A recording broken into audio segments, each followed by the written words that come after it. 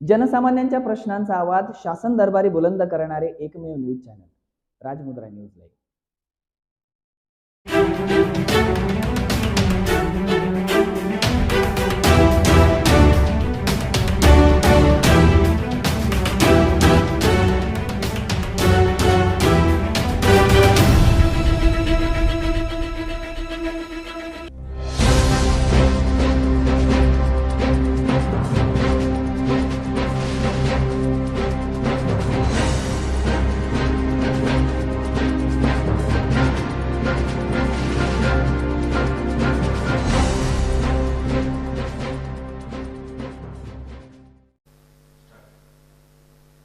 नमस्कार, मी मुरलीधर हंबर्डे. राजमुद्रा न्यूज लाईव्हच्या समाज मुद्रा या सत्रात आपल्या सर्वांचं मनपूर्वक स्वागत. समाज मुद्रा या सत्रात आपण मान्यवरांच्या, कर्तृत्ववान लोकांच्या आणि ज्यांनी समाजामध्ये आपलं काम सिद्ध करून, आपलं कर्तृत्व सिद्ध करून काळाच्या काळजावर घामाने नक्षी उमटवलेली आहे अशा लोकांच्या मुलाखती घेतो, त्यांना बोलतं करतो, त्यांच्याशी संवाद साधतो. आज आपल्यासोबत अशीच एक व्यक्ती स्टुडिओमध्ये आहे ज्यांना आपण बोलतं करणार आहोत, त्यांच्याशी दिलखुलास संवाद साधणार आहोत. आज माझ्यासोबत स्टुडिओमध्ये आहेत अनेक संघटनांमध्ये ज्यांनी काम केलेलं आहे, परिवर्तनवादी चळवळींमध्ये ज्यांनी काम केलेलं आहे आणि सध्या ते राजकारणामध्ये राज्य पातळीवर ॲक्टिव्ह आहेत, सक्रिय आहेत. चला तर मग स्वागत करूया. आज स्टुडिओमध्ये आपल्यासोबत आहेत बालाजी गाढे पाटील, जे महाराष्ट्राचे काँग्रेसचे प्रवक्ते आहेत. त्यांचं स्टुडिओमध्ये स्वागत करूया. गाढे पाटील, आपलं या कार्यक्रमामध्ये आणि आमच्या स्टुडिओमध्ये खूप खूप स्वागत. सर्वात प्रथम तर मी आपले आभार व्यक्त करतो की मला आपण आपल्या समाज मुद्रा या सदरामध्ये बोलण्यासाठी बोलवलं. त्याबद्दल राजमुद्रा न्यूज लाईव्हचे संपादक संगमेश्वरजी लांडगे सर आणि आपण मुलाखत घेणारे आमचे मित्र माननीय मुरलीधर हंबर्डे सर, आपल्या दोघांचेही मी या ठिकाणावरती मनपूर्वक आभार व्यक्त करतो. धन्यवाद सर. जसं मी मगाशी म्हणालो की आपण सध्या राजकारणामध्ये सक्रिय आहात. संवादाला सुरुवात करताना राजकीय प्रश्नांपासूनच सुरुवात करावी अशी माझी एक इच्छा आहे. सध्याच्या राजकारणावर किंवा एक सध्याच्या करंट इश्यूपासून आपण एक सुरुवात करूया. तुम्ही मूळ नांदेडचे आणि नांदेडवरून आपला प्रवास जो आहे तो राज्य पातळीवर झालेला आहे. आज महाराष्ट्रामध्ये एक व्याख्याता म्हणा किंवा काँग्रेसचं एक बुलंद आवाज म्हणा, चॅनलच्या माध्यमातून वगैरे आपला आहे आणि लोक तुम्हाला बऱ्याचदा त्या माध्यमातून ऐकतात. एक पक्षातला तुम्हाला एक प्रश्न विचारतो. सध्या नांदेड जिल्ह्याचे नेते, ज्याला काय म्हणू की महाराष्ट्र राज्याचे माजी मुख्यमंत्री अशोकरावजी चव्हाण साहेब एका कार्यक्रमामध्ये असं म्हणाले की माझ्या जीवाला धोका आहे. महाराष्ट्राच्या राजकारणामध्ये एखाद्या माजी मुख्यमंत्र्याने असं विधान करणं हे विरळ आहे किंवा असं कधी झालं नाही. आणि सन्माननीय अशोकराव चव्हाण साहेब हे मोठे नेते आहेत आणि राज्याचे 2 वेळा मुख्यमंत्री राहिलेले आहेत. त्या अगोदरही वेगवेगळ्या मंत्रिपदाच्या जबाबदाऱ्या त्यांनी सांभाळलेल्या आहेत आणि त्यांचं एक वलय आहे, पक्षामध्ये दबदबा आहे आणि महाराष्ट्रातले एक मोठे नेते म्हणून त्यांचं नाव आहे. सन्माननीय अशोकराव चव्हाण साहेबांनी असं विधान करणं, याकडे आपण कसं पाहता? सगळ्यात प्रथम तर तुम्ही अत्यंत महत्त्वाचा प्रश्न विचारला, जो सध्याच्या पार्श्वभूमीवरती सध्या देशाचं राजकारण काय चाललं आहे हे जनतेला, लोकांना सांगणार आहे. माजी मुख्यमंत्र्यांना असं म्हणावं लागलं याबद्दल आश्चर्य व्यक्त करण्यापेक्षा त्यांना तसं म्हणण्याची वेळ का आली त्या परिस्थितीबद्दल आपण आश्चर्य व्यक्त करून प्रश्न विचारणं गरजेचं आहे असं मला वैयक्तिक वाटतं. राजकारणामध्ये काम करत असताना राजकारण्यांची भूमिका जी आहे, एक तर सत्ताधारी आणि विरोधी या 2 भूमिकांमधनं राजकारणी काम करत असतात. त्यात सत्तेत बसलेल्या व्यक्तीला जनहिताचे प्रश्न विचारणं आणि जनतेच्या हिताचा एखादा निर्णय घेतलेला नसेल, अन्याय करणारा निर्णय सत्ताधाऱ्यांनी घेतलेला असेल तर त्यांना जाब विचारणं हे विरोधी पक्षांचं काम असतं हंबर्डे सर जी. आणि असं करत असताना जर सत्ताधारी म्हणत असतील की हम करे सो कायदा आणि आम्ही केलेल्या कुठल्याही घटनेवरती, घेतलेल्या निर्णयांवरती, केलेल्या कायद्यांवरती मग लोकांचं जनजीवन विस्कळीत करणारे असतील, शेतकऱ्यांचं आयुष्य बर्बाद करणारे असतील आणि लोकशाहीला पायाखाली तुडवणारे निर्णय असतील, असे कुठलेही जरी निर्णय घेतले तरी त्याच्यावरती चकार प्रश्नसुद्धा तुम्ही विचारायचा नाही. आणि जर तुम्ही विचारत असाल तर आम्ही तुम्हाला जीवे मारण्याच्या धमक्या येतात. त्या ठिकाणावरती माजी मुख्यमंत्र्यांसारख्या व्यक्तींवरती पाळत ठेवली जाते. हे कुठे जात आहेत, कुणाला भेटत आहेत, ही माणसाचं अभिव्यक्ती स्वातंत्र्याची गळचेपी केली जाते. त्यामुळं या देशामध्ये लोकशाही पूर्णतः संपुष्टात आणण्याचं काम सत्ताधाऱ्यांनी केलेलं आहे. आणि माजी मुख्यमंत्री जर म्हणत असतील की माझ्या जीवाला धोका आहे, तर सामान्य लोकांचं काय, सामान्य पत्रकारांचं काय, जे व्यवस्थेला प्रश्न विचारतात. आणि या देशाची लोकशाही व्यवस्थेला प्रश्न विचारण्याचा अधिकार देते आणि तो अधिकारच सुरक्षित नसेल तर याचाच अर्थ अशोकरावजी चव्हाण साहेब जे म्हणाले की सरकारच्या विरोधात बोललं की धमक्या आणि समर्थनात गोडगोड बोललं तर काही होत नाही, तर याचाच अर्थ तुम्ही आमची एकाधिकारशाही स्वीकारा, नाही तर आम्ही तुम्हाला तुरुंगात टाकू, तुम्हाला जीवे मारू. हे जे काही चाललंय ते थांबवण्यासाठी जर माजी मुख्यमंत्र्यांना इतका धोका आहे तर सामान्य लोकांचं काही लोकांनी विचार करावा. आत्ता आपण जो प्रश्न या ठिकाणी उपस्थित केलेला आहे की यंत्रणांचा गैरवापर होतो असं आपण बोलताना म्हणालात आणि माध्यमांचा आवाज दाबला जातो असंही आपण म्हणालात, आणि माजी मुख्यमंत्री असताना सुद्धा हे दुर्दैवी आहे की त्यांना असं विधान करावं लागतंय असं आपलं म्हणणं आहे.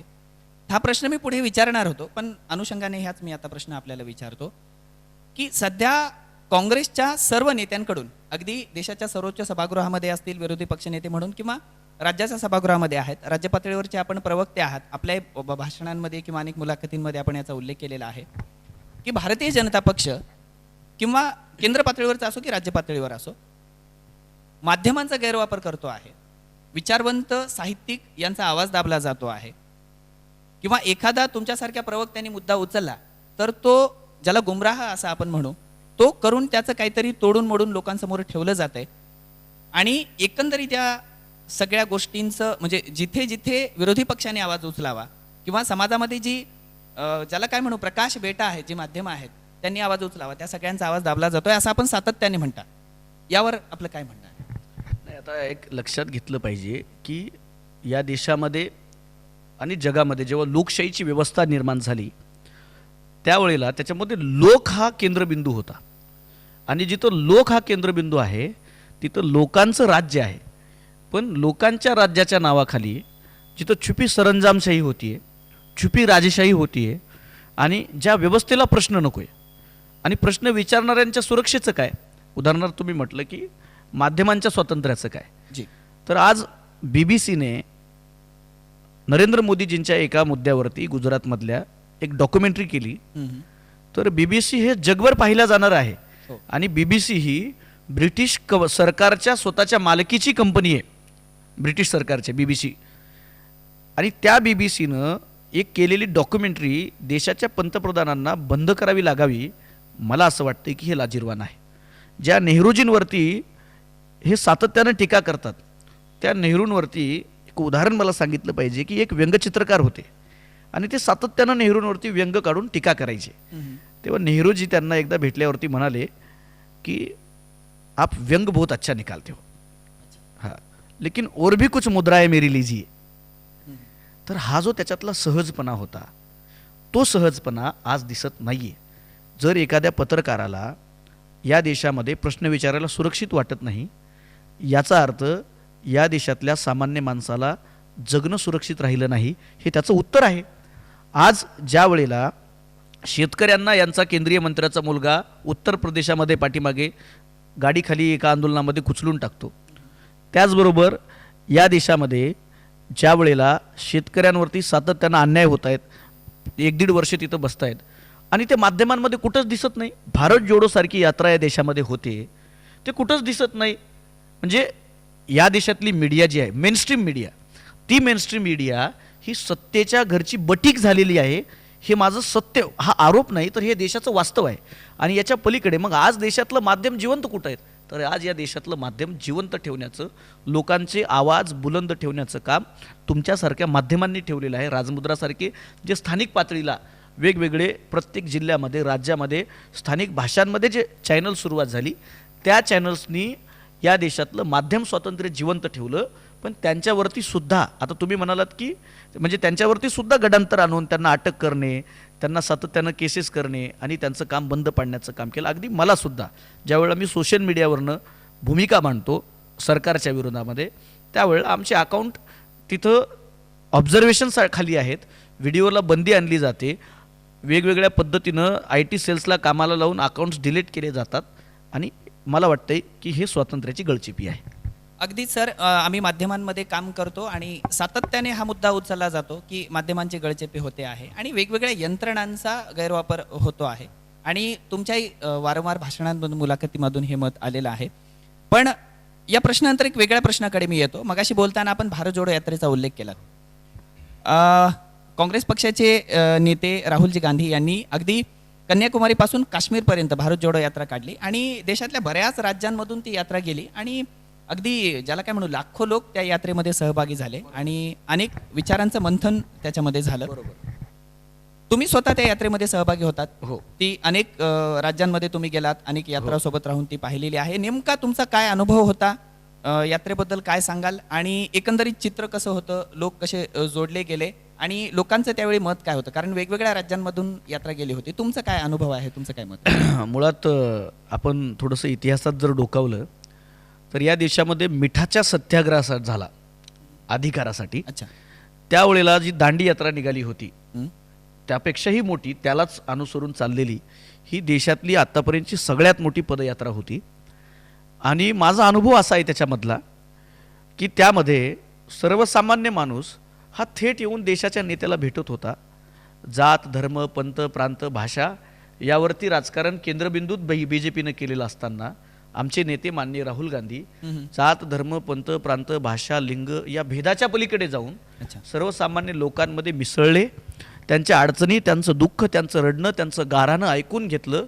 हा देश असे तो हिमाचल समजून घेतला आणि समजून घेऊन तो समृद्ध अनुभव या देशाच्या भविष्यासाठी, ज्याला आपण नॅरेटिव्ज म्हणू, की इथून पुढे आम्ही काय देणार आहेत, त्या नॅरेटिव्हसाठी वापरता आला पाहिजे. देश त्यालाच चालवता येतो ज्यानं देश पाहिलेला असतो, देश अनुभवलेला असतो. आणि तो देश त्यांनी अनुभवून घेतला. आणि याला इतका प्रचंड म्हणजे अराजकीय स्वरूपाची ही यात्रा होती. सर्व सामाजिक राजकीय पक्षाचे, भारतीय जनता पक्ष वगळता सर्व सामाजिक राजकीय पक्षाचे लोक याच्यामध्ये सहभागी झाले आणि त्यांनी उत्स्फूर्त पद्धतीनं राहुलजींच्या पायाला पाय लावून, पावलाला पाऊल जोडून हे चालले. कशासाठी? तर त्याचा जो मूळ उद्देश होता की नफरत छोडो भारत जोडो. आज देशामध्ये ज्या पद्धतीनं धर्माच्या, जातीच्या, प्रांताच्या नावावरती जो तिरस्कार लोकांमध्ये पेरलाय, लोक असे आहेत का नाही, ते लोकांमध्ये पेरण्या गेलेलं आहे. आणि ते दूर होण्यासाठी ही भारत जोडो यात्रा अत्यंत महत्त्वाची ठरली आणि ठरेल असं मला वैयक्तिक वाटतं. मी त्याच्यामध्ये महाराष्ट्रभर चाललो, मध्य प्रदेशापर्यंत चाललो, तेलंगणापासून. त्यामुळे निश्चितच ही भारत जोडो यात्रा या देशाचं रूप बदलणारी ठरेल. गाडीजी, आपल्या पक्षाच्या नेत्यांचं असं म्हणणं होतं की यालाच अनुषंगाने एक पुढचा प्रश्न घेतो की भारत जोडो यात्रा ही राजकीय नव्हती, कारण ती जर राजकीय असेलच तर आम्हाला ती 2024च्या तोंडावरही काढता आली असती किंवा निवडणुकीच्या तोंडावर काढता आली असती, असं पक्षाच्या लोकांचं म्हणणं आहे. खरं तर एखाद्या राजकीय नेत्याने एखादी यात्रा काढणं, लोक काय किंवा त्यांच्या विरोधात जो पक्ष असेल तो त्याला राजकीय अँगलनेच बघणार, कारण राजकीय चष्म्यातून तो बघणार, हे साहजिकच आहे, आलंच ते. भारत जोडो यात्रा झाल्यानंतर त्यानंतर काही लगे किंवा त्याच संपता गुजरातच्या निवडणुका झाल्या. गुजरातच्या निवडणुकांचा निकाल त्यावेळी आला. खरं तर भारत जोडो यात्रा ही संपूर्ण भारतभर होती आणि अनेक लोक जोडले गेले, बहुचर्चित यात्रा ही होती. पण भारत जोडो यात्रेचा म्हणावा तसा परिणाम गुजरातच्या विधानसभा निकालांवर दिसला नाही किंवा ज्याला काय म्हणू की यात्रेचं फलित झाल्यासारखं वाटलं नाही गुजरातचे निकाल ज्यावेळी हातात आले. यावर तुमचं मला तुमचा मुद्दा लक्षात आला. हे अनेक लोकांचं म्हणणं त्याही काळामध्ये होतं. पण मी जसं म्हणालो की भारत जोडो यात्रेचा उद्देश हा निवडणुका जिंकणं नव्हता. आता तुम्ही म्हणाल की राजकारण हे सत्तेसाठीच असतं तर का नकोय, तर एक लक्षात घ्या की या देशामधला जो राजकारणाचा स्तर आहे, तो स्तर आणि लोकांचा पॉइंट ऑफ व्ह्यू किंवा विचार करण्याची पद्धत, ती पद्धत बदलल्या गेली या देशामध्ये 2014च्या निवडणुकीमध्ये. आणि ती विचार करण्याची पद्धत बदलणं गरजेचं होतं. त्यामुळं आम्हाला गुजरातच्या निवडणुकीमध्ये किती यश मिळालं, ही जर राजकीय यात्रा असती तर आम्ही संपूर्ण गुजरात फिरवलं असता ना. पण आम्हाला मुळात निवडणुकांमध्ये येणाऱ्या कालखंडामध्ये काँग्रेस पक्ष 100% सत्तेमध्ये असणार आहे, विजय प्रस्थापित करणार आहे, याचा मला विश्वास आहे. पण मुद्दा हा आहे की ही जी भारत जोडो यात्रा होती, ती भारत जोडो यात्रा नफरत छोडो भारत जोडो हा जो मुद्दा घेऊन निघाली. कारण राज्यांमध्ये, माणसांमध्ये जे भेद निर्माण केले भारतीय जनता पक्षानं, संघानं, RSSनं, विविध प्रतीकं ज्या पद्धतीनं वापरण्यात आली प्रभावी पद्धतीनं आणि लोकांना गुमराह करण्यात आलं, लोकांना भरकवण्यात आलं, ते दूर करून आपण एक आहोत, तो एकतेचा, विविधतेतून एकतेचा संदेश देण्यासाठी ही यात्रा होती. त्यामुळे गुजरात निवडणुका ज्या काही आहेत त्या निवडणुकीच्या अगोदर ते राजकारण वेगळं घडलं. बिल्किस बानो प्रकरणामधील बलात्कारांना सोडण्यात आलं. हिंदुत्वादी ज्या पद्धतीनं, मुळात हिंदुत्व BJPचं वेगळं आणि मूळ हिंदुत्व वेगळं, तो स्वतंत्र चर्चेचा मुद्दा आहे, मला आता त्यावरती बोलायचं नाहीये. पण भारत जोडो यात्रा ही सगळं विष जे पेरले ते ते दूर सारण्यासाठी होती. निवडणुकीच्या मैदानात आम्ही निश्चितच आहोत, पण त्यासाठी ही नव्हती. भारत जोडो यात्रा ही केवळ निवडणुकीसाठी नव्हती. आम्ही निवडणुकीच्या मैदानात आहोत, पण ही यात्रा मात्र निवडणुकीसाठी नव्हती असं आपलं म्हणणं आहे. आणि एखाद्या पक्षाने यात्रा काढणे, एखाद्या राजकीय व्यक्तीने यात्रा काढणे हे खरं तर सर नवीन नाही, किंवा अगदी आपण फार जुन्या काळापासून बघतो. अगदी इंदिराजी गांधींपासून असेल, आडवाणी असतील, लालकृष्ण अडवाणी जे असतील त्यांनी रथयात्रा काढली होती. ह्या यात्रा कायम सातत्याने चालत आलेल्या आहेत. सर, यात्रेचं सर्वात मोठं यश तुम्हाला काय वाटतं? कारण एखाद्या राष्ट्रीय पातळीवरच्या नेत्याने सामान्य लोकांमध्ये जाणं हे खरं तर नवल आहे भारतीय राजकारणामध्ये. आपण जर परदेशी राजकारणाकडे बघितलं तर ते थोडेसे लोकांमध्ये मिसळणारे किंवा लोकाभिमुख नेते असतात. भारतीय राजकारणात तसं नाही, कारण स्तरीय लोकशाही आपल्याकडे आहे आणि राजकारणही त्या पद्धतीचं आहे. पण राष्ट्रीय पातळीवरच्या नेत्यांनी थेट लोकांमध्ये येणं, लोकांसोबत रस्त्यावर चालणं ही खरं तर आजच्या पिढीसाठी नवी गोष्ट होती. याच्यातून आजच्या पिढीने काय घ्यावं किंवा काय साध्य होईल असं आपल्याला वाटतं? यात्रेचं नेमकं यश काय, ह्या प्रश्नाचं उत्तर फार महत्त्वाचं मला वाटतं सध्याच्या परिप्रेक्षामध्ये. यात्रेचं खरं यश काय आहे हंबर्डे सर, की या देशातल्या सन्मान आणि कॉन्फिडन्स हारलेल्या विरोधी पक्षातील सर्वच पक्षांना अच्छा. हा आत्मविश्वास आला की या देशामध्ये देश पातळीवरती संघ आणि भाजपच्या मूळ विचारधारेच्या विरोधामध्ये भक्कमपणे लढणारा एक नेता आहे, एक संघटन आहे, आणि आपण आता याच्यामध्ये सहभागी झालं पाहिजे. आणि ह्या देशामध्ये कुणाकडे कितीही जरी पाशवी बहुमत असलं हां. तरीसुद्धा पुन्हा एकदा लोकांमध्ये ऊर्जा जागृत करण्याचा अधिकार आणि ती शक्ती आहे, हे या यात्रेचं यश होतं. दुसरा मुद्दा असा आहे की या यात्रेमधनं ज्या पद्धतीनं काँग्रेस या देशातनं संपली, काँग्रेसमुक्त भारत, ह्या ज्या काही वल्गना भारतीय जनता पक्षाच्या नेत्यांकडनं बाळबोध पद्धतीनं केल्या जातात, तर त्याला एक उत्तर मिळालं. तुम्ही बघितलं असेल सर की मेनस्ट्रीम मीडियामध्ये जिथं टाळताच येत नाही तिथं वगळता कुठंच बातमी नव्हती. अगदी. पण तरीही भारत जोडो यात्रा खेड्यापाड्यातल्या, वाडी वस्त्यातल्या सर्वसामान्यांच्या, मोबाईल गुरं हाकणाऱ्यांच्या पोरापर्यंत सुद्धा गेली. ही का गेली? तर हे लोकांना वाटत होतं की बाबा ही यात्रा काहीतरी करते, ते चांगलं करते, आणि नरेंद्र मोदीजी आणि भारतीय जनता पक्ष हे चुकीचं राजकारण करतंय. या यात्रेचं ते फलित होतं की लोकांना आता वाटायला लागलं की हे खरं सत्य आहे, आणि विरोधी पक्षांमध्ये आत्मविश्वास आला की आपण एकत्रित येऊन लढलं पाहिजे. ज्या सामाजिक संघटनांनी आणीबाणीच्या कालखंड असेल किंवा इतर कालखंडामध्ये इंदिराजींवरती, काँग्रेसवरती टीका केलीच पाहिजे. लोकशाहीमध्ये टीका करण्याचा अधिकार आहे सत्तेत असताना. मनमोहन सिंगांच्या सरकारवरती केली, पण ती लोक आज मोदीजींच्या विरोधामध्ये या यात्रेमध्ये सहभागी झाले. अनेक लेखक आले, व्याख्याते आले, त्याचबरोबर सुधारणावादी लोक आले, कीर्तनकार आले, विविध भागातल्या सामाजिक धार्मिक चळवळी येऊन भेटल्या. त्यामुळे या यात्रेत आत्तापर्यंत देशामध्ये पहिल्यांदा असं झालं की एखाद्या झेंड्याखाली ही सगळी समविचारी लोक, काही विरोधी विचारी, अगदी डावा पक्षाचं उदाहरण घ्या, ज्यांनी काँग्रेसच्या विरोधामध्ये काम केलं, पण आज त्यांना लक्षात आलं की आपण भाजपला हरवायचं असेल, ह्या देशामध्ये लोकशाही टिकवायची असेल तर भाजपला हरवलं पाहिजे. त्यांना हरवायचं असेल तर राहुलजी जे करतायत ते करण्याची हिंमत या देशामध्ये कोणामध्ये नाही, आपण त्यांच्यासोबत गेलं पाहिजे. हे यात्रेचं फलित आहे.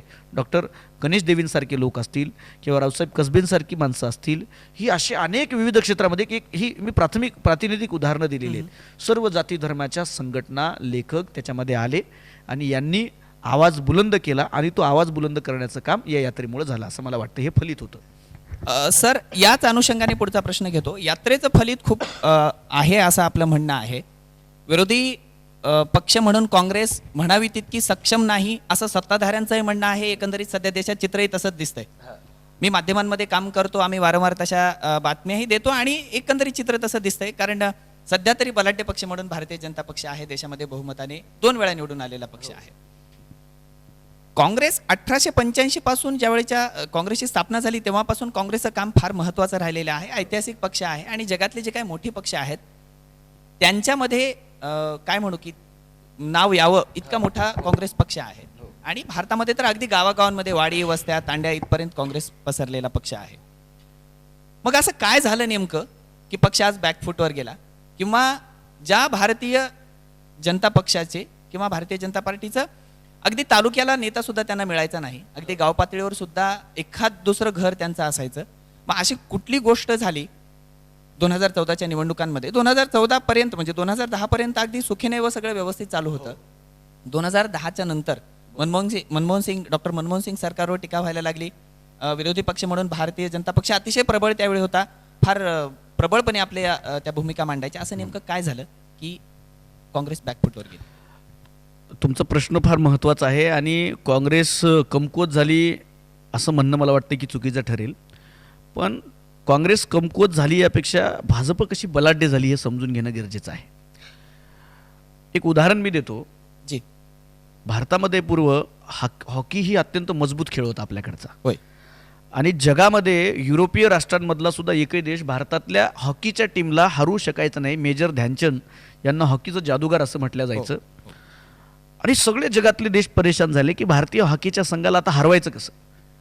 भारतातल्या लोकांना कशा पद्धतीनं हरवायचं आपण भारतीय टीमला, इतकी जबरदस्त टीम आपली खेळायची. त्यांनी अभ्यास केला, प्रत्येक खेळाडूंचा अभ्यास केला, व्हिडिओज पाहिले. त्या कालखंडामध्ये इतके आजच्यासारखं तंत्रज्ञान नव्हतं, पण व्हिडिओ पाहिले त्यांनी की कुठला खेळाडू कसं खेळतोय, त्याच्या विरोधात रणनीती तयार केली. पण भारतातले खेळाडू ज्या मुक्तपणे खेळायचे तिथं त्यांची एकही रणनीती कामाला आली नाही. सर्व युरोपियन देशांनी प्रयत्न केले, हरू शकले नाही. आणि मग शेवटी त्यांनी अभ्यास करून रणनीती करून जेव्हा त्यांना हरवताच आलं नाही भारतीय हॉकी संघाला, तेव्हा त्यांनी एक काम केलं, एक महत्त्वाचा बदल त्याच्यात केला. आणि त्याच्यानंतर भारतीय हॉकी संघ परत कधी जिंकलाच नाही. आत्तापर्यंत तो सातत्यानं विजयासाठी संघर्ष करतोय. आता नेमकं काय केलं त्यांनी, तर त्यांनी भारत हॉकी संघ, भारतीय हॉकी संघ ज्या ग्राउंडवरती पटाईत होता ते ग्राउंड बदलून टाकलं. कारण त्या ग्राउंडवरती ते हरू शकत नव्हते.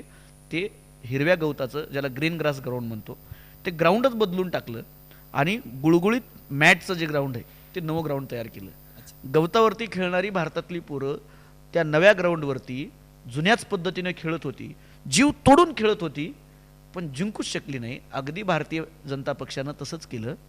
भारतीय जनता पक्षानं या देशातलं तत्व, लोकशाही, धर्मनिरपेक्षता, संविधान याला अभिप्रेत असणारं राजकारणाचं ग्राउंड बदलून टाकलं.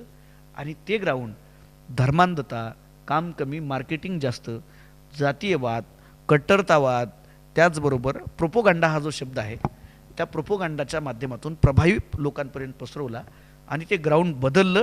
आणि त्या बदलत्या ग्राउंडवरती या ट्रेंडमध्ये काँग्रेस पक्ष संघर्ष करायला निश्चित पद्धतीनं कमी पडला, ही मला या ठिकाणावरती मान्य आहे. पण मला याचा समारोप करताना मला हे सांगायचं आहे की बदलत्या काळानुसार 75 वर्षामध्ये काय झालं हे सांगताना नरेंद्र मोदीजींसाठी अटल बिहारी वाजपेयी यांचं भाषण आरसा आहे की 75 वर्षामध्ये आपण काय मिळवले.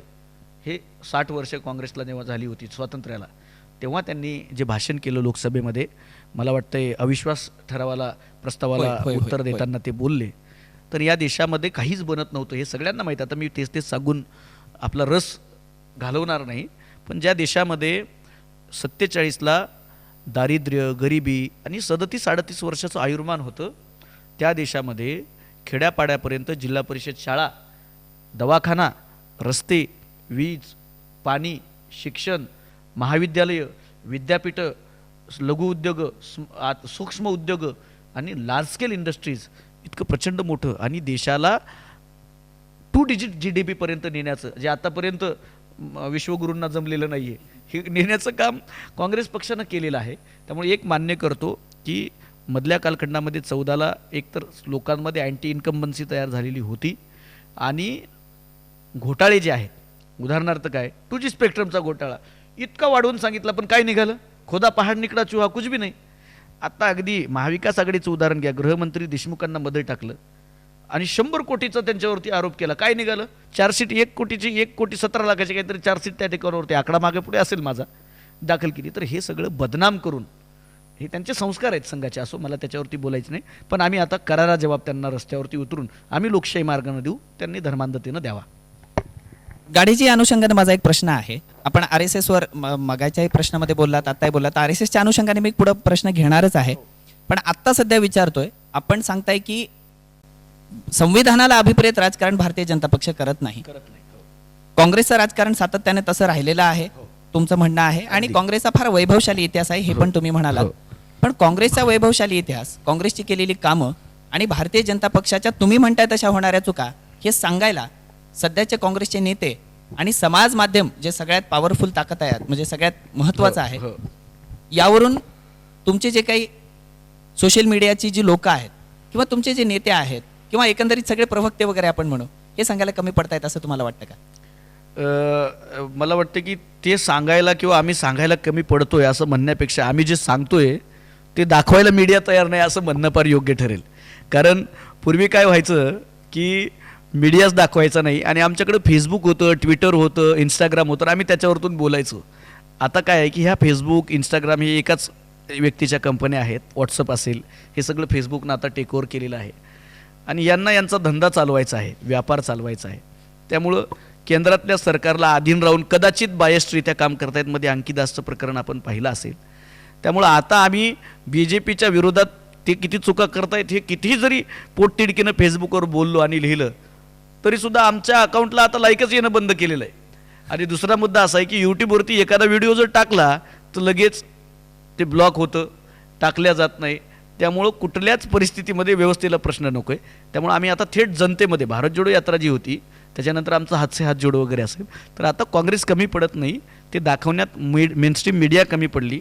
हां, तुमच्यासारख्या जे प्रामाणिकपणे काम करणारे जे चॅनल्स आहेत स्थानिक पातळीवरती, अशा अनेक देशातल्या सोशल मीडियावरच्या मीडियांनी आमचं काम दाखवलं आणि ते तर आम्ही दिसतोय.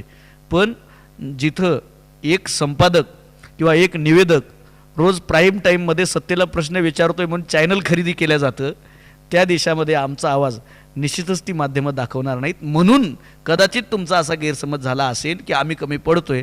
आम्ही कमी पडत नाही, आम्ही ओरडतोय, पण आमचा आवाजच पुढे येऊ दिला जात नाही. पण असो, आम्ही थेट जनतेत जाऊ. कारण आम्ही काँग्रेस पक्ष हा भारतीय जनता पक्षासारखा सोशल मीडियावरती दिसणारा पक्ष नाही आहे.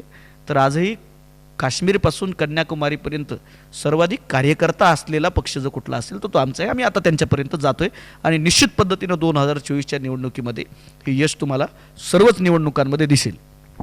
अगदीच आपण फार प्रश्नाला मुद्देसूद उत्तरं देता. कायम मी बघितलेलं आहे, आपली भाषणं असतील, आपल्या अनेक मुलाखती असतील, समाज माध्यमावर आपलं मत ज्यावेळी आपण मांडता किंवा वेगवेगळ्या ठिकाणी ज्यावेळी तुम्ही इंटरव्ह्यूज दिलेत त्यामध्येही आपण फार व्यवस्थित आणि मुद्देसूद उत्तरं मांडलेली दिसली. गाडे सर, त्यामध्ये एक सूर मला कायम दिसतो आपल्या मुलाखतींमध्ये किंवा आपल्या प्रत्येक निवेदनामध्ये की आपण RSSच्या विरोधामध्ये फार बोलता. प्रश्न थेट आहे माझा, RSSची नेमकी तुम्हाला अडचण काय आहे?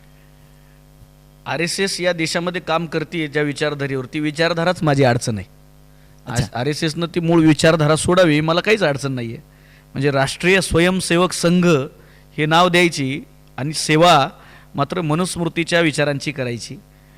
ज्या विचारांना पायाखाली तोडून या देशामध्ये लोकशाही उभी राहिली आणि ज्याचा लोकशाहीला विरोध आहे त्याच विचाराला खांद्यावरती घेऊन मिरवायचं आणि ते मिरवण्याला माझी अडचण आहे. RSSची जी माझी मूळ अडचण आहे ती म्हणजे या देशामधल्या चातुर्ण्य व्यवस्था त्यांना मान्य आहे, ही माझी मूळ अडचण आहे.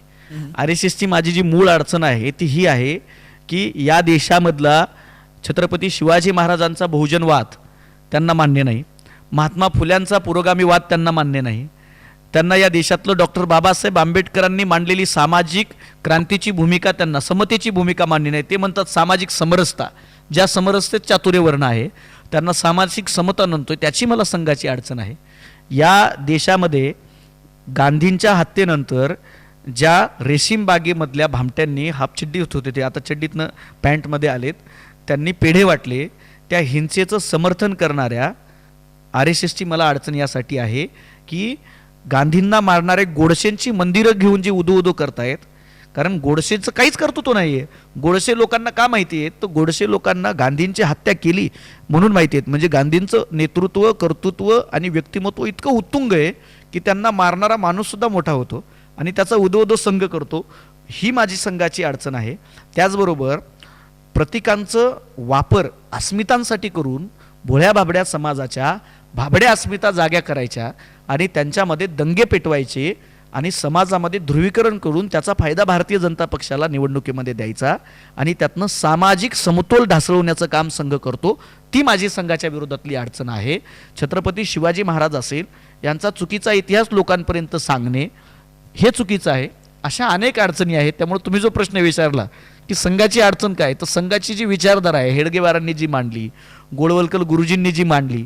आता मला सांगा की गोळवलकर गुरुजी नावाचे जे त्यांचे संघाचे आद्य व्यक्तिमत्व आहेत ते म्हणतात की छत्रपती संभाजी महाराजांविषयी त्यांनी बदनामीकारक लिहिलं, दारूमध्ये डुबलेलं आहे असं ते म्हणतात.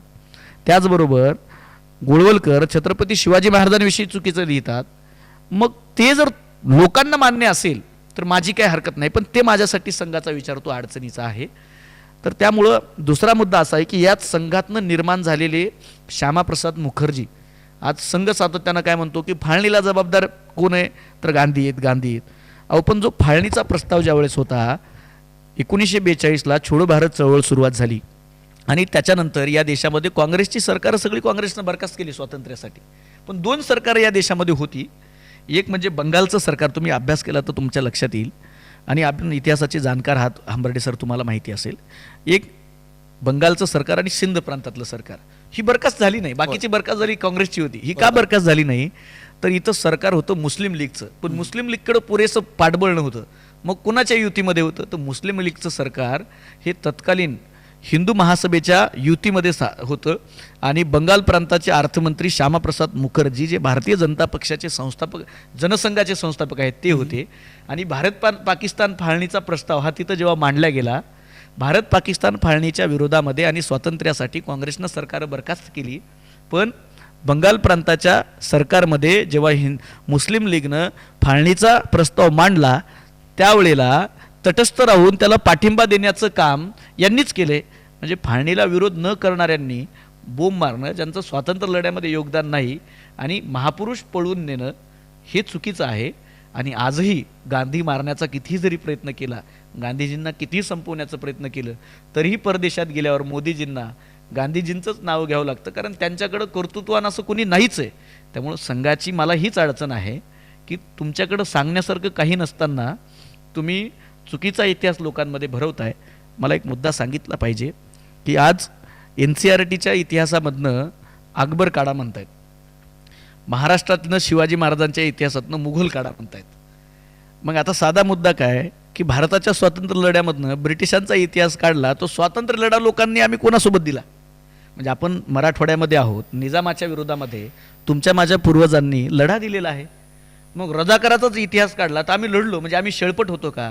म्हणजे हे नेफळट आहेत, हे शेळपट आहेत, हे मी अत्यंत जबाबदारीनं बोलतोय.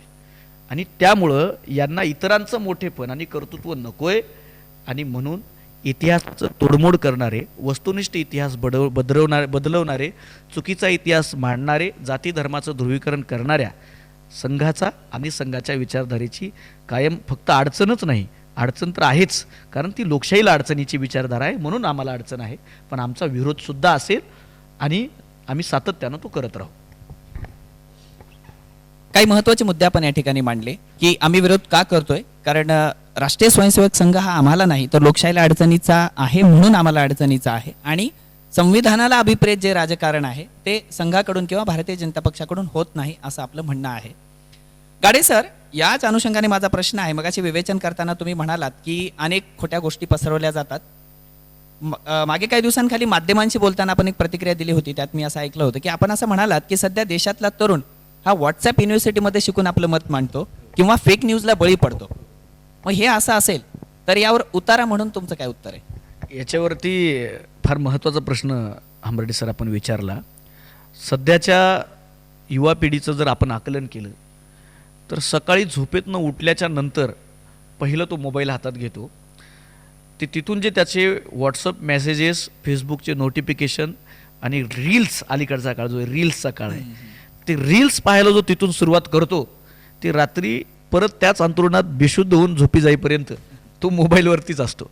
हा विनोद वजा आपण वास्तव जर यातलं समजून घेतलं तर आज ह्या तरुणाचं मुख्य गाईड जो झालेला आहे, या तरुणांची जी दिशा जी झालेली आहे, ती दिशा आणि ज्ञानाचं साधन हे फक्त आणि फक्त व्हॉट्सअपवर येणारा मेसेज, फेसबुकला येणारा संदेश हेच या लोकांचं संदर्भ झालेला आहे. आणि मग ती व्हॉट्सअप युनिव्हर्सिटी चालवतं आहे कोण? फेसबुक आणि व्हॉट्सअप चालवतं आहे कोण? तर ह्या देशामध्ये दिल्लीसारख्या, मुंबईसारख्या ठिकाणावरती अनेक ठिकाणी BJP आणि संघाच्या विचारधारेचा IT सेल हा सगळीकडे बसलेला आहे. आणि हा IT सेल जो आहे तो IT सेल सातत्यानं त्यांना जे पाहिजे तेच पसरवतो, चुकीचं पसरवतो. उदाहरणार्थ नेहरूजींबद्दल चुकीचा इतिहास असेल, गांधीजींबद्दलचा चुकीचा इतिहास असेल, चुकीचे फोटोज असतील आणि त्यामधनं ह्या तरुणांचं मत बनत असतं, ज्याला आपण पब्लिक ओपिनियन म्हणतो.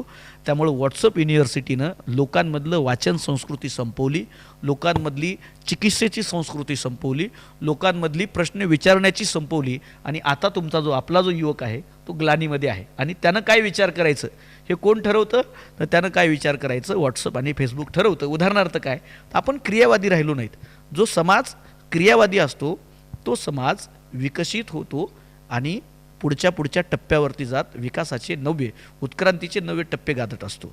आणि जो समाज हा फक्त प्रतिक्रियावादी असतो तो समाज हा नवं तर काही घडवत पण नाही, पण त्यांच्या पूर्वजांनी जे उत्तुंग आणि उदात्त घडवलं इतिहासात ते सुद्धा तो प्रतिक्रियावादी समाज हा बदनाम करत असतो, पर्यायानं तो संपवत असतो.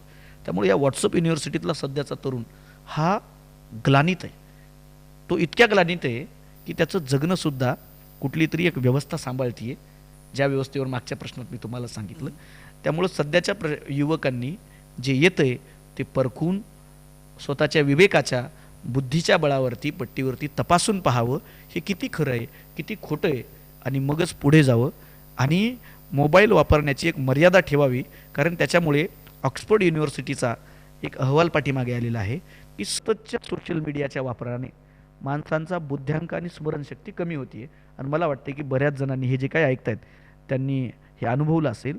आणि लोकांमधला जो आक्रस्ताळेपणा आहे तो इतका वाढला आहे की लोक मोबाईल जर एक तासभर जर तुम्ही त्यांच्याकडला काढून घेतला तर सैरभैर होतात. तर हे जे मला एक महत्त्वाचा मुद्दा इथं आपल्या माध्यमातून मांडायचा आहे की संवादाची माध्यमं नव्हती तेव्हा कबुतरापासून सुरुवात झालेला हा पत्रव्यवहार आता थेट एका क्लिकवरती आला आहे. संवाद हा समाज जोडतो आणि पचगळ अतिसंवाद हा समाज तोडत असतो. त्यामुळं संवाद किती करावा, कुठल्या मुद्द्यांवरती करावा आणि कसा करावा हे लक्षात घ्यावं. कारण संवादाच्या माध्यमानं समाज जोडला आणि त्याच समाजातील नवीन टेक्नॉलॉजीच्या समाज माध्यमानं अतिसंवादामुळं आता समाज तुटतोय. कारण 4 माणसं एकत्रित बसलेले असतात पण ते एकमेकांना बोलत नाहीत. आणि पूर्वी असं होतं माणसं भेटायचीच नाही, आता भेटतात पण त्याला बोलत नाहीत, ती चॅटिंगवरतीच असतात असं. त्यामुळे ह्या ग्लानीतनं युवकांनी बाहेर आलं तरच मला वाटतं की लोकशाही आणि देशात काय चाललंय त्यांना कळेल. युवकांचा प्रश्न आपण या ठिकाणी बोललो, युवकांविषयी चर्चा आता सुरू झालेलीच आहे. तर शेवटचे काय प्रश्न घेतो आहे मी. युवकांविषयी आपण बोलतो आहोत तर आपण जसं म्हणालो की सध्याचा युवक अमुक गोष्टींना बळी पडतो, पण एकंदरीत विचार करता हा प्रश्न मला तुमच्या पक्षाबद्दल किंवा सध्याच्या अस्तित्वात असलेल्या सर्व पक्षांबद्दलचा माझा हा प्रश्न आहे, सर्वसमावेशक असा प्रश्न आहे. सध्याच्या दरबारी आणि घराणेशाहीच्या राजकारणामध्ये जिथे पैसा आणि प्रसिद्धीलाच केवळ महत्त्व दिलं जात आहे, तिथे पक्षामध्ये येणारे जे नवीन तरुण आहेत त्यांना योग्य संधी दिली जात आहे का, किंवा त्यांच्या गुणांचं योग्य मूल्यांकन होतं आहे असं आपल्याला वाटतं का? मुळात राजकारणाकडे पाहण्याचा समाजाचा एक जो दृष्टिकोन आहे की बाबा राजकारण गरिबाचं नाही हा एक समाज विचार करतो. दुसरा विचार समाज असा करतो जसं तुम्ही म्हणालात की संधी मिळते का. तर या 2 प्रश्नांवरती मला समाजाला आणि माझ्या सगळ्याच ऐकणाऱ्या लोकांना, आपल्या दर्शकांना मला सांगायचं आहे की जगाच्या पाठीवरती कुठल्या क्षेत्रामध्ये संधी मिळत नसते, ती मिळवावी लागते. आणि मानवी उत्क्रांतीचा इतिहास जो डार्विननं मांडला त्याच्यामध्ये त्यानं स्पष्ट सांगितलं की sir survival of the fittest. आणि त्यामुळं राजकीय पक्षामध्ये ज्याच्यामध्ये गुणवत्ता आहे, ज्याच्यामध्ये कर्तृत्व आहे, ज्याच्यामध्ये संयम आहे, ज्याच्यामध्ये संघर्ष करण्याची क्षमता आहे, ज्याच्यामध्ये अपमान सहन करण्याची क्षमता आहे, ज्याच्यामध्ये आपला मुद्दा पटवून देण्याची, 4 कार्यकर्ते जोडण्याची, 4 मित्र जोडण्याची, त्यांना सांभाळण्याची ज्याच्यात क्षमता आहे, त्याला अभिप्रेत असलेल्या आवडत्या विचारधारेमध्ये तो कुठेही जाऊन यशस्वी होऊ शकतो असं माझं स्पष्ट मत आहे. पण निश्चित पद्धतीनं राजकारणाकडे जोपर्यंत अभ्यासू तरुण, ज्यांना समाज, लोकशाही, राजकारण, अर्थकारण कळतं अशी तरुण येणार नाहीत, बघणार नाहीत. आणि पक्षांतर्गत आणि पक्षाबाहेरील संघर्ष जोपर्यंत ते करणार नाहीत तोपर्यंत मला वाटतं की या देशातला राजकारणाचा स्तर सुधारणार नाही.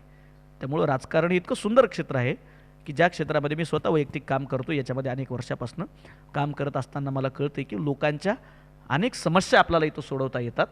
आणि भूमिका घेता येतात. त्यामुळे ज्याला भूमिका घेण्याची ताकद आहे आणि त्या भूमिकेसाठी वेळप्रसंगी वाटेल त्या पद्धतीनं संघर्ष करायची ज्याची तयारी आहे, मला वाटतं की राजकीय पक्षामध्ये तो यशस्वी होऊ शकतो. अगदी बराच वेळपासून आपण राजकारणावर बोलतोय, राजकारणावर उहापोह करतोय, सध्याच्या प्रश्नावर बोलतोय, आपण पक्षांवर सुद्धा बोललो. एक वेगळा प्रश्न घेऊन येतो आहे, खास तुमच्याशी संबंधित असलेला वैयक्तिक असा प्रश्न आहे. गेल्या काही दिवसांपासून आपण जिल्हा परिषद शाळेचा गुणवत्ता सुधार उपक्रम हाती घेतलेला आहे. खरं तर तो खूप स्तुत्य उपक्रम आहे, कारण अगदी ग्रामीण भागामध्ये किंवा वाडी वस्ती तांड्यावर जिल्हा परिषदेच्या शाळेची गुणवत्ता वाढावी असं अगदी शासनाचं सरकारचं सुद्धा मत आहे. पण तसे बदल होताना फारसे आपल्याला दिसत नाहीत. आपण जो गुणवत्ता सुधार उपक्रम हाती घेतलेला आहे जिल्हा परिषद शाळेचा, तो नेमका काय आहे आणि तो पार पाडत असतानाचा आपला अनुभव काय होता? तुम्ही हा जो प्रश्न विचारलाय तो सध्याच्या वास्तवाचं जाण करून देणारा प्रश्न आहे. त्यामुळे हा प्रश्न विचारल्याबद्दल मीच तुमचे आभार व्यक्त करतो. धन्यवाद. कारण गेले 8 ते 9 महिने झालं या मुद्द्यावरती मी काम करतोय. अनेक शाळांना मी भेटी दिल्या, अनेक अधिकाऱ्यांना भेटलो. अगदी जिल्हा परिषद शाळेतील शिक्षकापासून ते राज्याच्या शिक्षण मंत्र्यांपासून ते प्रधान शिक्षण प्राथमिक शिक्षण शालेय शिक्षण सचिवांपर्यंत जेवढे या यादीमध्ये या लोक येतात त्या सगळ्यांशी मी भेटलो. मला एक वास्तव इथं सांगायचं आहे, या देशामध्ये जेवढे पालक काम करतायत, अगदी तुमचे पालक घ्या, माझे पालक घ्या किंवा सगळ्यांचे हे पाहणारे जेवढे ज्यांना आपत्ती आहेत, ते सगळेजण जे काम करतायत ते यासाठीच करतायत की आमची लेकरं घडली पाहिजे. मग तो मजूर असेल, शेतकरी असेल, कष्टकरी असेल. पण ह्या शेतकऱ्याच्या पोराची जी पोरं जातात, शेतकऱ्यांची मुलं जी शाळेत जातात, त्या शाळा म्हणजे सरकारी जिल्हा परिषदच्या शाळा आहेत. सर, वास्तव तुम्हाला सांगतो, इतकी दयनीय अवस्था आहे की 8वी पर्यंतच्या पोरांना मराठी वाचता येत नाही, वजाबाकी येत नाही, भागाकार येत नाही, गुणाकार येत नाही. भागाकार जरा दूरचीच गोष्ट आहे, पण वजाबाकी बेरीजसुद्धा येत नाही. मला वाटलं की हे जर असं असेल तर ही मुलं 21व्या शतकातल्या स्पर्धेत टिकतील कशी, आणि म्हणून मी तो प्रश्न उचलला. कारण आज शालेय शाळेमध्ये शिकवणारा सरकारी शाळेतला जिल्हा परिषदेचा शिक्षक 70,000 ते 1,00,000 सव्वा लाखापर्यंतची पगार उचलतो, आणि तो त्याच्या पगाराला न्याय मिळेल, त्याच्या पोटाची भाकर ज्या नोकरीतनं मिळते, शेतकरी लक्ष्मी म्हणून शेतीचं प्रामाणिकपणे काम करतो, ते केलं नाही त्याला खायला भेटत नाही. पण तोच शिक्षक असा विचार करत नाही. आणि आज जिल्हा परिषद शाळा ओस पडलेल्या आहेत. इंग्रजीचा आणि आमचा सर दूरदूरचा संबंध नाही आहे. गणित वजाबाकीमध्ये आपली पोरं अत्यंत कमी आहेत. मराठी नीट वाचता येत नाही. शासनानं 8वीपर्यंत पोराला नापासच करायचं नाही, हे अत्यंत घाणेरडं पद्धतीचं निर्णय शासनानं घेतला, आणि नापासच व्हायची भीती नाही. त्यामुळं मास्तर पण निवांत आणि विद्यार्थी पण निवांत. आणि त्यामुळं ह्या शाळा अत्यंत सुमार दर्जाच्या आहेत. शिक्षक अत्यंत बेशिस्त आहेत. मी हे अत्यंत जबाबदारीनं वगळतो. अपवाद वगळता काही शाळा सोडल्या, सगळेच तसे नाहीत. काही शिक्षक अत्यंत प्रामाणिकपणे शिकवतात. काही शाळा अत्यंत चांगल्या आहेत जिल्हा परिषदेच्या. आदिवासी भागातल्या सुद्धा अत्यंत शाळा काही चांगल्या आहेत. अनेक शिक्षक, मी म्हणतो की 40-50% शिक्षक अत्यंत चांगल्या पद्धतीनं काम करतात. पण बाकीच्या शिक्षकांना जिल्हा परिषद शाळेतील शिकवण्यापेक्षा बाकीच्या ठिकाणावरचा जो शिक्षक आहे तो शिक्षण वगळता तो जिल्ह्याच्या ठिकाणी राहतो, आणि जास्तीत जास्त प्लॉटिंगचा व्यवहार करणे, गावाकडची ग्रामपंचायतची निवडणूक पाहणे, पंचायत समितीचं राजकारण पाहणे, जिल्हा परिषदचं राजकारण पाहणे, आणि वेळच भेटला तर शाळेकडे येणे, अशा पद्धतीचं त्यांचं काम चालतं. आणि अधिकाऱ्यांचंही तसंच आहे. अधिकारी जास्तीत जास्त शिक्षकांकडनं स्वतःचा मोठेपणा करून घेणे, साहेब किती चांगले आहेत असं म्हणून घेणे, आणि साहेबाला काहीच कळत नाही, साहेबाला काही घेणं देणं पण नसतं. अपवाद वगळता काही अधिकारी चांगले पण आहेत, ते घेणे. आणि जर कोणी शिक्षकांवरती बोललं तर शिक्षकांच्या संघटना आहेत, आणि मग संघटनात्मकरित्या संघटित एकत्रित होऊन आमच्या बेशिस्तपणावरती तुम्ही प्रश्न का उचलताय म्हणून परत बेशिस्तपणे मोर्चा काढणे. म्हणजे तुम्ही तुमच्या वर्गातला पोरगा वाचता येत नाही त्याची लाज वाटत नाही. म्हणजे पूर्वीच्या कालखंडामध्ये ग्रामीण भागात शिक्षक हा प्रतिष्ठेचा विषय होता. आता ग्रामीण भागामध्ये शिक्षक हा अनेक ठिकाणावरती, अपवाद वगळला तर गावातला लोकांचा विश्वास संपादन न करता तो एक टिंगलीचा विषय झालेला आहे. कारण त्यांना वाटतं सरांचं काय पगार खूप आहे पण शिकवायचं काय काहीच नाही. त्यामुळे हे बदललं पाहिजे, आणि हे जोपर्यंत बदलत नाही तोपर्यंत अशा अनेक शाळा पाहून मी ठरवलेलं आहे, माझ्यासोबत अनेक लोक यामध्ये जोडत आहेत, पालकांचा पाठिंबा भेटतोय की जिल्हा परिषदच्या शाळाला सगळं आलं पाहिजे. कारण इथला जो शिक्षक आहे, सर आपण स्वतः शिक्षक आहात, जिल्हा परिषदेमधला जो शिक्षक आहे तो गुणवत्ता यादीमध्ये येऊन शिक्षक झालेला शिक्षक आहे. त्यामुळं गुणवत्ता यादीत आलेल्या शिक्षकाला टेट होते त्याच्यासाठी. गुणवत्ता यादीत आलेल्या शिक्षकाच्या वर्गातले विद्यार्थी गुणवत्ताहीन असणं म्हणजे शिक्षकाच्या गुणवत्तेवरती प्रश्न निर्माण केला पाहिजे. नंबर 2 पुढचा विषय असा आहे की हे जर सुधरत नसेल तर माझं स्पष्ट म्हणणं आहे की इथून पुढे हे चालणार नाही. कारण ह्या पालकांना आपली मुलं शाळेत चाललेत आणि शिकतायत एवढ्या समाधानाव्यतिरिक्त काहीच कळत नाहीत, कारण ते अडाणी आहेत. त्यामुळं त्यांचे मायबाप पण मजूर, आणि येणाऱ्या काळात 8वीपर्यंत न वाचता येणारं पोरगं सर 9वीला बी बिनडोगच, आणि 10वीला ढकल पास, होय. 9वीला ढकल पास, 10वीला नापास, अगदी. आणि 11वीला 300 रुपये हाजरी ना. त्यामुळं माझा हा मुद्दा आहे की राजकारणामध्ये हा मुद्दा घेऊन सुद्धा काम करता येतं, आणि मला त्याचा प्रचंड लोकांचा सपोर्ट भेटतोय, पाठिंबा भेटतोय. राजकारणाच्या पलीकडे जाऊन अगदी मी काँग्रेसचा जरी असलो तरी भारतीय जनता पक्षाच्या, शिवसेनेच्या असतील, शिंदे गटाचे आता नवीन आलेला त्यांच्या असतील, ह्या सगळ्या लोकांनी त्या गावात गेल्यावर राजकारण सोडून मला पाठिंबा दिला, आणि 100% जोपर्यंत शाळा सुधरत नाही तोपर्यंत मी काही हा मुद्दा आता शांत होऊ देणार नाही. अगदीच एखाद्या समाजामध्ये घडणाऱ्या गोष्टीवर सातत्यानं अगदी व्यवस्थित लक्ष ठेवणं ही आपली भूमिका कायम राहिलेली आहे. जिल्हा परिषदेच्या गुणवत्ता सुधार उपक्रम जो आपण हाती घेतलेला आहे तो अत्यंत स्तुत्य आहे, आणि आपल्याला सगळीकडून त्याच्यासाठी सपोर्ट मिळतो आहे, ही खूप महत्त्वाची गोष्ट आहे. सर, एक शेवटचे 1-2 प्रश्न आपण घेतो आहोत, त्याच्यानंतर एक रॅपिड फायर आपण शेवटी घेऊ. ओके. आत्ता सध्या माझा असा प्रश्न आहे की आपण जसे परखड वक्ते आहात आणि जशी पक्षाची भूमिका अत्यंत, ज्याला काय म्हणू की खमक्या पद्धतीने तुम्ही मांडता, तीही तुमची ओळख आहे, पण त्यासोबतच एक चोखंदळ वाचक म्हणून सुद्धा आपली एक ओळख आहे. तर मला स्वतःला एक जिज्ञासा आहे, किंवा जी ही मुलाखत ऐकतायत तरुण मुलं, सध्या वाचनाचं महत्त्व कमी होत आहे, तुम्ही वारंवार वाचनाचं महत्त्व सुद्धा अधोरेखित करता. हो. तर नेमकं कशा प्रकारचं तुम्ही वाचन करता, आणि सध्या वाचन काय चालू आहे? खरं तर मी म्हणतो की माणसाला ज्या वेळेला समृद्ध व्हायचं असतं त्यावेळेला त्यानं वाचलंच पाहिजे. आणि आता मी काय वाचन करतोय हा जो प्रश्न आहे, तर मला चौफेर वाचायची सवय आहे. इतिहास, राजकारण, समाजकारण, धर्म, त्याचबरोबर मायथॉलॉजी ज्याला म्हणू आपण, ते असतील सर्वच धर्मांच्या, त्याचबरोबर विज्ञान तंत्रज्ञानापासून जगामध्ये जे जे काही नवीन येते ते वाचण्याचा माझा प्रयत्न असतो. आता सध्या जर मी काय वाचतोय म्हणत असाल तर मी एक फार जुनं पुस्तक वाचतोय, जे भारतीय लोकशाहीला 40 वर्षे झाली तेव्हा प्रकाशित झालं. तसा कादंबऱ्या मी फार वाचत नाही, मी वास्तववादी कादंबऱ्या वाचतो. उदाहरणार्थ हिंदू जगण्याची समृद्ध अडगळ जी कादंबरी आहे, तशा प्रकारच्या कादंबऱ्या मला आवडतात. मला फार कल्पनाविलास आवडत नाही. मी तत्त्वज्ञान वाचतो, मी वर्तमानपत्र वाचतो, मासिके वाचतो, आणि जे मला योग्य वाटतं तेच मी घेतो आणि सतत वाचतो. मी सध्या बाह कल्याणकर यांची फार जुनं, जशी मी नवे पुस्तकं विकत घेतो तसेच मी जुने पुस्तकंसुद्धा विकत घेतो. जेव्हा मी विद्यार्थी दशेत होतो आणि खिशाला पुस्तकं परवडायची नाही, तेव्हा फार बार्गेनिंग करून जुने पुस्तकं मी पुण्यामधनं विकत घ्यायचो. आणि त्याच कालावधीमध्ये मी घेतलेलं एक पुस्तक आहे विद्यार्थी दशेत, जे माझ्याच पुस्तकामधनं मी काढलं, आणि मी आता जे वाचतोय अराजक नावाची कादंबरी आहे. अच्छा. आणि इतकी सुंदर कादंबरी आहे होय. अराजक नावाची.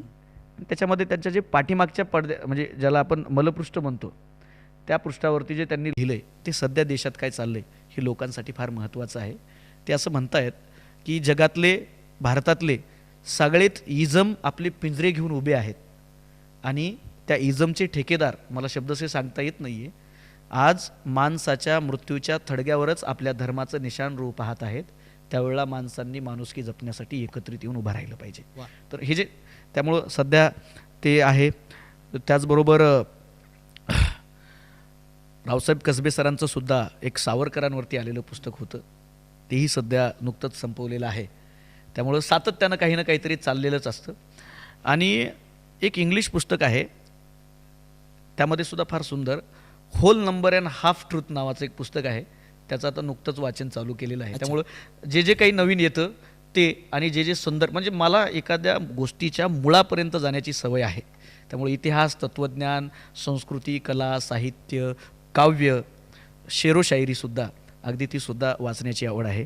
दुष्यंत कुमारांपासून, रामहरी दिनकरांपासून ते सुरेश भटांपासून ते अगदी अलीकडच्या काळातल्या नव्या कवींपर्यंत जे चांगलं वाटतं ते वाचून, तुकोबांच्या अभंगांपासून जनाबाईंच्या, अगदी कर्मबेळ्यांचे अभंग जर कधी वाचले तर इतके प्रचंड, म्हणजे हे असो, हे फार वैयक्तिक होईल, असं सगळंच वाचत असतो. मला इतकंच सांगायचं की सगळ्यांनी वाचलं पाहिजे.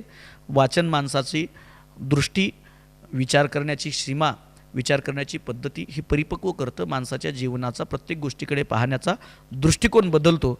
त्यामुळं एक शेर आहे फार सुंदर की भाई किताबों का क्या कहना, वो तो बेताब होते हैं, किताबों का भई क्या कहना हो तो बेताब होते हैं, जो समज नाही पाते वो जिंदगीभर रोते हैं. क्या बात. असा एक शेर आहे. वाह. त्यामुळे ज्याने त्यानं जेवढं पाहिजे तसं घ्यावं याच्यातनं.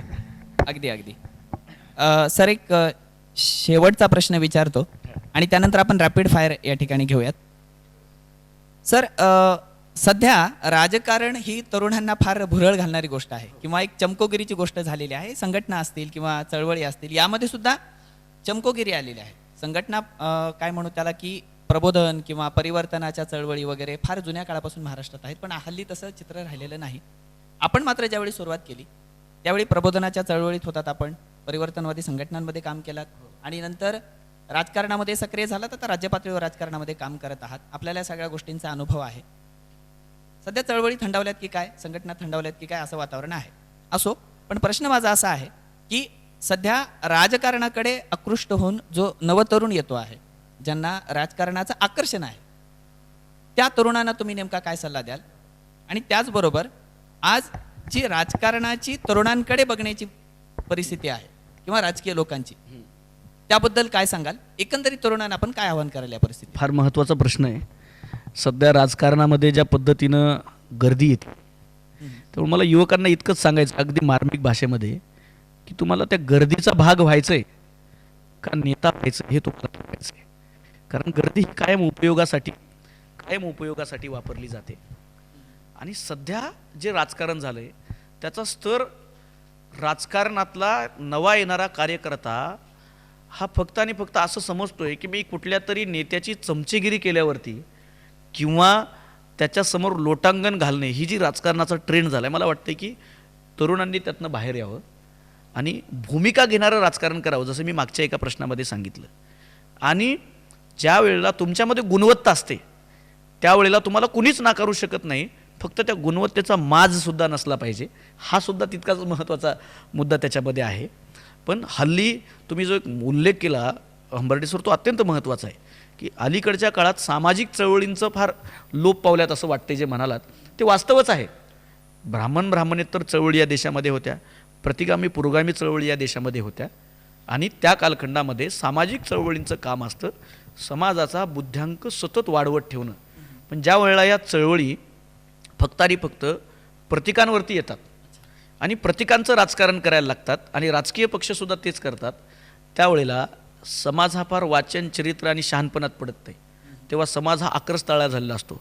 आणि जेव्हा मॉब आक्रस्ताळा असतो, जनता आक्रस्ताळी असते, त्यावेळेला विध्वंसकारी नेते जगामध्ये जन्माला येतात. कारण नेता समाजाला घडवत नाही, समाज नेत्यांना घडवत असतो. त्यामुळे जर समाजाला पण मला सांगायचे की समाजाचं म्हणणं असेल की नेते भ्रष्ट आहेत, नेते अमुक आहेत, तमुक आहेत, अपवाद वगळतात, तर त्या नेत्यांना तुम्हीच मोठं केले. नेते नालायक असतील तर समाजही तसाच असतो. हे मी अत्यंत जबाबदारीने या ठिकाणावरती बोलतोय. त्यामुळं जेव्हा समाज आणि जनता जबाबदारीनं वागायला लागेल आणि जबाबदारीनं निवडायला लागेल, तेव्हा जबाबदार नेते तयार होतील. आणि मला युवकांना तेवढंच सांगायचं आहे की राजकारण करत असताना घरावरती तुळशीपत्र ठेवून करू नका, नाही तर अंगावरती स्टारचे कपडे आणि घरामध्ये तेल नाही, अशी अनेक उदाहरणं मी पाहिलेली आहेत. बायको बोंब मारायली, किराणाचं बिल द्यायचं, बायको बोंब मारते की घरावरती छप्पर नाही आहे आणि कार्यकर्ते निघाले, भाऊ येणार आहेत, दादा येणार आहेत, काका येणार आहेत, मामा येणार आहेत, तात्या येणार आहेत, असे नेत्यांना स्लोगन आहेत ना आपल्या पुढं, त्यांना असं लावू देतो. त्यांचा प्रेमाचा भाग असतो, नेते करतात पण अनेक. पण यामध्ये सामान्य कार्यकर्त्याला, ज्याला राजकारण आणि समाजकारण दोन्ही करायचे, त्याच्यासाठी जर सगळ्यात महत्त्वाचं काय असेल तर मला इतकंच सांगायचं की तुमची भूमिका, तुम्ही काय करता हे तुम्हाला आधी कळालं पाहिजे, नंबर 1. नंबर 2, तुम्ही जे करताय त्यासाठी तुमच्या कुटुंबाचं अर्थकारण सक्षम असलं पाहिजे. समाजकारण आणि राजकारणाची आणि सामाजिक प्रबोधनाची व्याख्या डॉक्टर बाबासाहेब आंबेडकरांनी केली आहे. ते म्हणाले की सामाजिक क्रांती म्हणजे काय, तर तुमच्या कुटुंबाचा आणि तुमचा बौद्धिक आणि आर्थिक परिपूर्ण विकास करणं म्हणजे सामाजिक क्रांतीच आहे, समाज प्रबोधनच आहे ते सुद्धा. आणि ते न करता घरी खायला काही नाही, लोकांना शहाणपणा जे सांगायला निघतात, अशा माझ्या मित्रवर्यांना, माझ्या पाठीमागनं येणाऱ्या तरुण पिढीला इतकंच सांगायचं आहे की या झगमगाटाला भूलू नका. आधी घराची व्यवस्था, नाही तर ज्या वेळेला तुमच्या घरावरती संकट आलं असेल त्यावेळेला तुमचा काका, मामा, दादा, भाऊ कोणी उभा राहत नाही. आणि जरी एखाद्या वेळेस कोणी उभा राहिलाच तरीसुद्धा सर्व काळ कोणी येईलच अशातला भाग नाही. त्यामुळं स्वतः सक्षम होऊन ज्याला हे करायचं आहे त्यांनी करावं निश्चित पद्धतीनं. अगदी फार महत्त्वाचा संदेश आणि सल्ला आपण तरुणांना दिलेला आहे. राजकारणाकडे केवळ आपण का आकृष्ट होतो याचा प्रश्न स्वतःला आपण अगोदर विचारावा आणि आपल्या दैनिक गरजा भागलेल्या आहेत का हेही आपण बघावं. डॉक्टर बाबासाहेब आंबेडकरांचं फार सुंदर उदाहरण आपण दिलं. डॉक्टर बाबासाहेब आंबेडकरांचंच एक वाक्य असं आहे की उपाशीपोटी असलेला कार्यकर्ता हा लाचार होतो. म्हणून कार्यकर्त्यांनी आपलं ज्याला काय म्हणू की दिनचर्येचं बसताना अगोदर व्यवस्थित बसवावं आणि मग अशा गोष्टींकडे आकर्षित व्हावं. प्रत्येकाच्या आवडीचा विषय आहे तो. प्रत्येकाला स्वातंत्र्य आहे, संधी आहे, प्रत्येकाने जावं. अजून एक मुद्दा याच्यामध्ये सांगायचा राहिला तो सांगायचा आहे की राजकारण करत असताना निश्चित करावं. आधी जे सांगितलं ते महत्त्वाचंच आहे. जी. पण राजकारण करताना युवकांनी विचारधारेचा पाईक व्हावं, हां. व्यक्तिभक्त होऊ नये. कारण व्यक्तीची भक्ती ही कायम धोकादायकच असते. त्यामुळे जे विचारधारेचे पाईक आहेत ते महत्त्वाचं आहे. पण अलीकडच्या काळामध्ये विचारधारा माहितीच नाही आणि पक्षाचे कार्यकर्ते कमी आणि विविध नेत्यांचेच कार्यकर्ते जास्त आहेत. नेत्याचे कार्यकर्ते असलेच पाहिजे, पण त्याच्यासाठी पक्षाची भूमिका ही अग्रस्थानी आणि द्वितीय स्थानी नेता. इथं तसं नाही आहे. सबसे बडा नेता पक्ष बाद में असं होता कामा नये. त्यामुळे नेत्यांचे कमी, व्यक्तिभक्ती कमी आणि विचारांचे पाईकत्व अधिक स्वीकारावं हे एक मला सांगायचं होतं. चल. अगदी सर, अगदी सत्य आहे. अगदी खरी भूमिका आपण या ठिकाणी मांडलीत. मुलाखतीच्या शेवटाकडे आपण वळतो आहोत. मी जसं मगाशी म्हणालो की आपण रॅपिड फायर घेतो आहोत. अर्थातच हा रॅपिड फायर आहे आणि रॅपिडली आपल्याला आन्सर्स द्यायचे आहेत. बिलकुल. इथे विचार करण्याला आपल्याला संधी नाही. आपण क्विकली आन्सर देणार आहात. नक्कीच. सुरुवात करतो आहे सर. राजकारण की समाजकारण? राजकारण हे असं माध्यम आहे की ज्याच्यातून सुंदर समाजकारण करता येतं आणि समाजकारण राजकारणापासून बाजूला करताच येत नाही. अगदी. राज्य पातळी की नांदेड?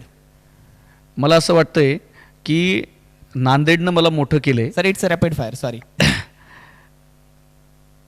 राज्य पातळी का नांदेड याचं जी. उत्तर देताना मला इतकंच सांगायचं आहे की नांदेडच्या विकासासाठी, म्हणजे मी इतका मोठा नाही आहे, पण नांदेडचे प्रश्न मांडण्यासाठी राज्य पातळी. अगदी. हां. स्थानिक स्वराज्य संस्था की पक्षाचं पद? मला असं वाटतंय की सत्ता अर्थात पक्षाच्या पदासह. जी.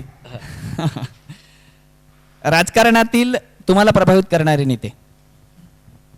मला याच्यामध्ये तुम्हाला विचारायचं आहे की सध्याचे का पूर्वीचे? कुठले, कोणते? मला राजकारणामध्ये सर्व काळ. म्हणजे असं एकाच नाव निश्चित पद्धतीने घेता जी. येणार नाही. माझे नेते अशोकरावजी चव्हाण साहेब यांनी मला सातत्यानं प्रभावित केले. त्यांचा संयम, त्यांची बोलण्याची पद्धती यामुळे मी प्रभावित होत असतो. त्यामुळे माझ्यासाठी ते आहेतच, आदर्श आहेत. त्याबरोबर यशवंतरावजी चव्हाण असतील, शरदचंद्रजी पवार असतील, इंदिरा गांधी असतील, पंडित जवाहरलाल नेहरू आणि ह्या सगळ्यांच्या पलीकडे माझ्यासाठी राजकारणात नेता कसा असावं, त्याने काय करावं राजकारण, यासाठी छत्रपती शिवाजी महाराजांचं एक नेतृत्व आणि महात्मा गांधीजींचं. त्यामुळं मध्ययुगीन कालखंडातले शिवाजी, छत्रपती शिवाजी आणि आधुनिक कालखंडातले महात्मा गांधीजी, हे जे दोन जी आहेत यांच्याकडनं मी खरं राजकारण शिकतो. अगदी. सर रॅपिड फायर आहे. न आवडता राजकारणी? One word answer please.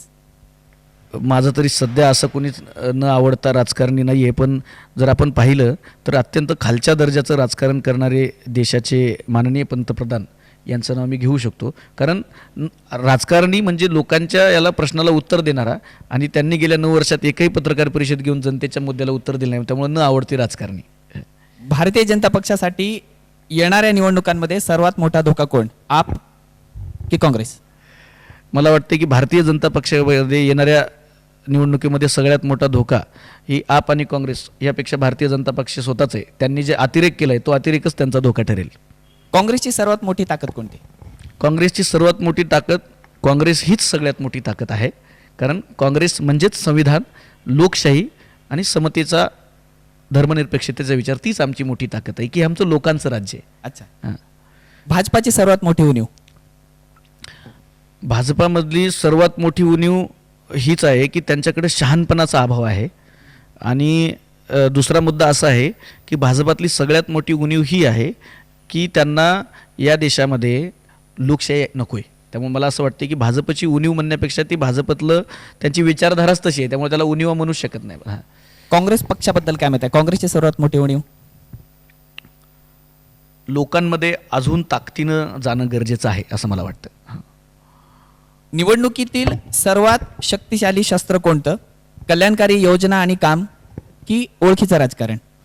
मला असं वाटतंय की कल्याणकारी योजना आणि काम केलं का ओळख आपोआप तयार होते. अर्थात. शेवटचा प्रश्न, 2024 मध्ये भारताचं नेतृत्व करण्यासाठी सर्वात सक्षम पक्ष कुठला? काँग्रेस. अगदी काँग्रेसच. निश्चित. असा हा आजचा अत्यंत दिलखुलास असा संवाद झालेला आहे. आज स्टुडिओमध्ये आपल्यासोबत महाराष्ट्राचे काँग्रेसचे प्रवक्ते बालाजी गाढे पाटील होते. त्यांच्याशी आपल्या मनातले कायम येणारे रेंगाळणारे प्रश्न, आमच्या मनातले प्रश्न आपण विचारले. त्यांच्याशी आज दिलखुलास संवाद झाला. प्रत्येक प्रश्नाला अगदी मुद्देसूद आणि त्यांच्या शैलीत खास असं आपण म्हणू तर परखड अशी उत्तरं त्यांनी दिलेली आहेत. आणि ते भीडभाड न ठेवता जे त्यांना वाटतं ते कायमच बोलत असतात. एक अत्यंत व्यासंगी, अभ्यासू, वाचन करणारं आणि सध्या जे समाजामध्ये घडतं याची जाण ठेवून बोलणारं असं ते नेतृत्व आहे. गाडे सर, आज आपण स्टुडिओमध्ये आलात आणि राजमुद्रा न्यूज लाईव्हला आपण ही मुलाखत दिली, दिलखुलास संवाद साधलात, त्याबद्दल आपलं मनपूर्वक आभार. धन्यवाद. धन्यवाद तुमचे सुद्धा. मला या ठिकाणावरती आभार व्यक्त करायचे आहेत की आपण राजमुद्रा न्यूज लाईव्हचे मी अनेक उपक्रम मी पाहत असतो. समाजमुद्रा असेल, कृषी मुद्रा असेल, मला वाटतं आपले हे नावं आहेत टायटल्स. तर अत्यंत सुंदर पद्धतीनं तुमचं काम चाललेलं आहे. कारण तुमच्यासारख्या स्थानिक पातळीवरचे जे चॅनल्स आहेत त्यांनीच माध्यमं आणि लोकांचा आवाज जिवंत ठेवला आहे. अत्यंत चांगले उपक्रम आहेत. तुम्हाला शुभेच्छा आहेत. आम्हाला कधी सहकार्य लागलं तर आम्ही कायम तुमच्यासोबत आहोत. मनपूर्वक धन्यवाद सर, आभारी आहोत. तर हे होते महाराष्ट्र राज्याचे काँग्रेसचे प्रवक्ते बालाजी गाढे पाटील. यांच्याशी आपण दिलखुलास संवाद साधला, तुमच्या आणि आमच्या मनातली प्रश्न विचारली, त्यांच्याकडून उत्तरं घेतली. राजमुद्रा न्यूज लाईव्हच्या समाजमुद्रा या सत्रामध्ये एका नवीन व्यक्तीसह आणि नवीन प्रश्नांसह आपण लवकरच भेटूयात. तोपर्यंत थांबतो. मनपूर्वक धन्यवाद, आभार. मनोरंजनाचं प्रबोधन, करमणुकीचं उद्बोधन, बातमी अचूक, माहिती बिनचूक. पाहत रहा राजमुद्रा न्यूज लाईव्ह.